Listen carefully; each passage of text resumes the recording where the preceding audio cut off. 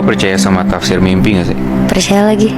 Karena ada satu kasus di mana satu orang ini mimpi dan dia dikasih pertanda, tapi malah pertanda itu yang bikin dia hidup sampai sekarang.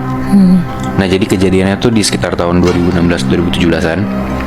Ada satu grup gitu isinya 8 orang. Ada satu divisi di suatu perusahaan.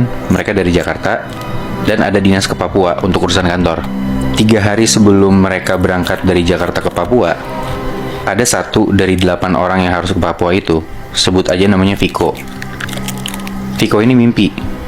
Mimpinya tuh dia kebangun dari tidurnya, yang di situ tuh kondisinya masih gelap banget. Di mimpi itu dia jalan ke kamar mandi, terus dia ngaca di kamar mandi. Ini mimpi di rumah dia? Iya, di rumah dia. Tiba-tiba pas dia lagi berdiri di depan kaca, kacanya tuh pecah, dan pecahnya tuh mental ke mukanya dia, pecahan kaca ini, sampai nusuk-nusuk muka dan badannya Viko seketika. Dan dari situ tiba-tiba Viko langsung kebangun dari mimpinya. Besokannya mimpinya Viko ini dia ceritain ke satu orang teman kantornya, sebut aja namanya Randy gitu ya. Diceritain tuh si Viko ini mimpi aneh banget, kena pecahan kaca segala macem. Di situ Randy bilang, kayaknya gue pernah denger deh mimpi yang kaca pecah gitu, maksudnya apa, kayak ada maksudnya gitu. Randy cobalah googling tuh arti mimpi kaca pecah, dan muncul artinya itu bakal ada pertanda buruk. Terus di situ Viko mikir, kalau emang bener artinya bakal ada pertanda buruk, apa berarti bakal kejadian pas mereka ke Papua nanti? Nah, di situ Randy bilang, amit-amit jangan mikir kayak gitu. Ya udah, gak usah bikin parno dah gitu. Akhirnya udah tuh balik dari kantor, dia packing lah buat kebutuhan dia selama di Papua, karena bakal berangkat lusa kan. Singkat cerita, hari berjalan baik-baik aja, sampai di hari harusnya Viko, Randy, dan teman-teman kantor itu berangkat ke Papua. Yang mana berangkatnya tuh tengah malam. Misalnya kayak mereka berangkat tuh Senin jam 12 malam gitu ya. Nah, di hari Minggu siangnya, Viko tuh ngabarin ke teman kantornya kalau dia izin untuk nge-cancel dan gak ikut urusan kantor ke Papua. Viko ini ngakunya dia tiba-tiba gak enak badan. Padahal sebenarnya Viko ini mimpi kalau pesawat kecil yang bakal dia dan teman-temannya naikin di Papua itu hilang. Nah, di mimpinya Viko ini dia tuh posisinya udah ada di dalam pesawat kecil yang mereka tumpangin di Papua. Pesawatnya ini pesawat kecil yang isi penumpangnya tuh 12 orang. Nah, Viko ini posisinya duduk di paling depan, persis di belakang pilot. Jadi Viko dipunggungin gitu sama si kapten pilot ini. Dan Viko bisa ngelihat jelas muka kopilot di serong kiri depan dia. Nah, pas mau lepas landas, Viko ini ngelihat si kopilotnya itu kayak mukanya rada-rada panik gitu.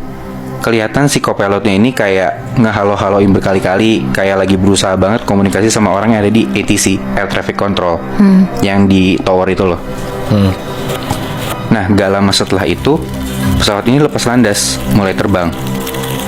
Gak lama Viko tuh sadar, di samping kanan dia ternyata ada satu orang penumpang yang bukan orang kantornya dia. Kayak tadinya dia pikir satu pesawat ini dicharter buat 8 orang dia dan teman-teman kantornya gitu. Nah, penumpang ini tuh bapak umurnya 40-an gitu.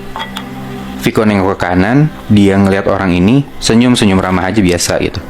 Si bapak ini juga bales senyum ramah. Tapi abis si bapak ini senyum ramah, tiba-tiba si bapak ini pelan-pelan ngehadap ke atas, tapi nggak berhenti-berhenti, sampai kepala ini 180 derajat itu ke belakang, sampai lehernya tuh hampir putus. Dia teriak kenceng banget, histeris saking takutnya, bener-bener teriak kenceng banget. Tapi anehnya, di mimpi itu Viko ngeliat semua penumpang di belakang tuh kayak nggak denger sama sekali teriakannya dia. Kayak seakan-akan dia teriak sendiri dan kayak ada di dunia lain gitu. Kayak seakan-akan semua teman-teman kantornya tuh gak ada yang sadar sama Viko tuh lagi teriak-teriak histeris. Di situ Viko coba buat pelan-pelan nengok lagi ke arah bapak-bapak yang ada di samping dia. Dan seketika penumpang ini udah gak ada sama sekali di samping kursinya Viko. Kursi sampingnya tuh kosong gitu aja. Di situ Viko deg-degan banget sama apa yang barusan dialamin kan. Tapi gak sampai situ, Nat. Gak lama si Viko ini ngeliat lagi ke arah co-pilot yang ada di serong depan dia. Si co-pilotnya ini mukanya kayak panik, tapi paniknya tuh jauh lebih panik dibanding pas pesawat tadi baru landas. Kali ini bahkan co-pilotnya tuh sampai teriak-teriak ke samping, ke arah pilot di sampingnya dia, sampai si co-pilotnya ini tuh nepok-nepokin bahunya si kapten itu. Kayak Bahkan sampai ngegoyang-goyangin badannya gitu loh, kayak Cap, sadar Cap. Viko ini nyoba buat ngeliat si pilotnya ini kenapa, kayak Viko tuh coba agak geser ke kiri sampai akhirnya kelihatan lah si kaptennya ini gitu kan. Dan di situ si kapten pilotnya ini kelihatan lagi bengong, kayak mukanya tuh kosong banget, padahal dia lagi nyupirin pesawat gitu kan. Dan persis di depan si kapten pilot ini ada kepala bapak-bapak yang tadinya duduk di samping Viko, yang lehernya putus tadi. Di situ Viko takut banget. Tapi nggak lama, Viko ngeliat itu di depan pesawat ada semacam lubang hitam gitu, dan pesawat mereka tuh terbang ke arah lubang itu. Makin lama makin deket, sampai pesawat itu masuk ke lubang itu, kaca depan pesawat tuh pecah, dan tiba-tiba Viko kebangun dari mimpinya. Dan bener aja Muy, Nat, setelah Viko nggak ikut ke Papua, dia lihat kabar dari TV dan dari grup kantor, ada pesawat kecil di Papua. Setelah sempat ada masalah komunikasi, pesawat kecil ini hilang kontak 2 menit setelah mereka lepas landas. Dan pesawatnya nggak pernah ditemuin sampai sekarang. Wah. Beneran hilang berarti? Beneran hilang Muy.